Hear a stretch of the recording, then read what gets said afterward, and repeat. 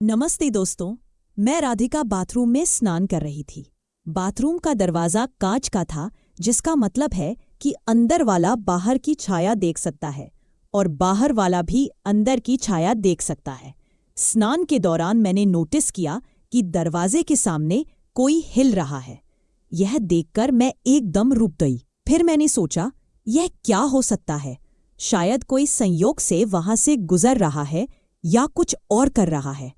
मैं उलझन में थी कि क्या करूं। फिर मैंने बड़ी मुश्किल से खुद को संभाला। आप भी समझ सकते हैं कि उस पल मेरा मन कैसा रहा होगा। मैंने जल्दी से तौलिया लपेटा, तभी शायद उसने मेरी आवाज़ सुन ली। मैं बाथरूम से बाहर निकली और ऐसा दिखाया जैसे मुझे कुछ पता ही नहीं। ना कुछ देखा, ना कुछ समझा। फिर मैं सीधे अपने कमरे में चली गई और जानबूझकर दरवाज़ा थोड़ा खुला छोड़ दिया। मैंने सोचा, अगर ये संयोग था तो वह दोबारा इधर नहीं आएगा, लेकिन अगर उसने जानबूझकर ऐसा किया तो बार बार आएगा। और सचमुच जैसा मैंने सोचा वैसा ही हुआ। मैंने देखा कि वह मेरे कमरे के दरवाजे के सामने से गुजरा और मुझे साफ दिखा कि वह मुझे ही देख रहा था। उस वक्त मैं समझ नहीं पाई कि क्या करूं, लेकिन फिर मैंने खुद से कहा, राधिका, अगर वह खुद तेरे पास आ रहा है तो जो वह चाहता है उसे दे दे। वैसे भी बांटने से कुछ कम नहीं होता। यह विचार आते ही मैंने खुद को उस पल के हवाले कर दिया। मैंने कपड़े बदले और एक हल्की पारदर्शी नाइटी पहन ली। फिर मैं ड्राइंग रूम में टीवी देखने चली गई। वह भी वहां बैठा था। उसने मुझे देखा और बोला, दीदी, कुछ पीने को लाऊं? मैंने प्यार से कहा, नहीं भाई, तुम रहने दो, तुम आराम करो। मैं कुछ मिठाई और 2 गिलास जूस लाती हूं, फिर हम साथ मिलेंगे। तब तक तुम कोई अच्छी फिल्म चुनो।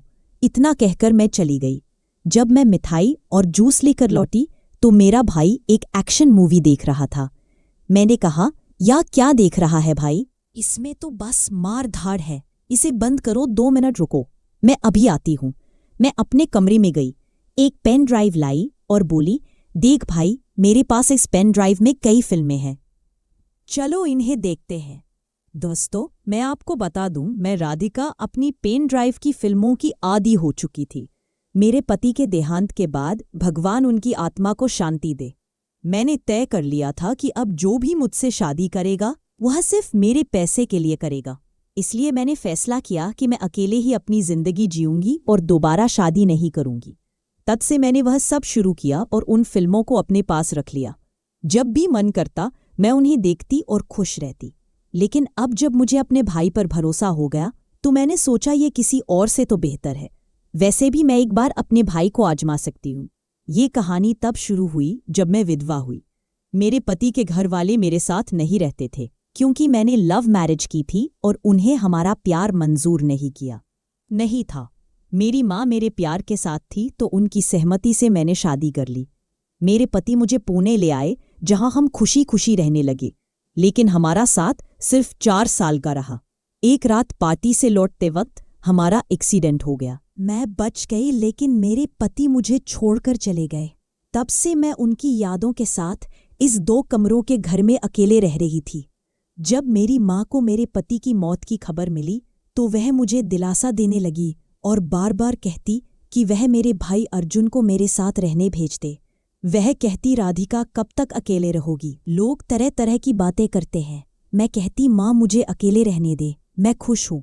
लेकिन माँ कहती, नहीं, शादी कर ले। मैंने कहा, शादी बिल्कुल नहीं माँ। फिर माँ बोली, ठीक है तो अर्जुन तुम्हारे साथ रहेगा। मैंने कहा, ठीक है, भाई को भेज दो, लेकिन शादी के लिए दोबारा दबाव मत डालना। इसके बाद अर्जुन मेरे साथ रहने आ गया। मैंने अर्जुन के लिए एक अलग कमरा तैयार किया जिसमें एक कंप्यूटर रखा ताकि वो पढ़ाई कर सके। मैंने उससे कहा, अर्जुन तुम यहाँ रहो, लेकिन जो कुछ भी देखोगे या सुनोगे उसका जिक्र कभी मत करना।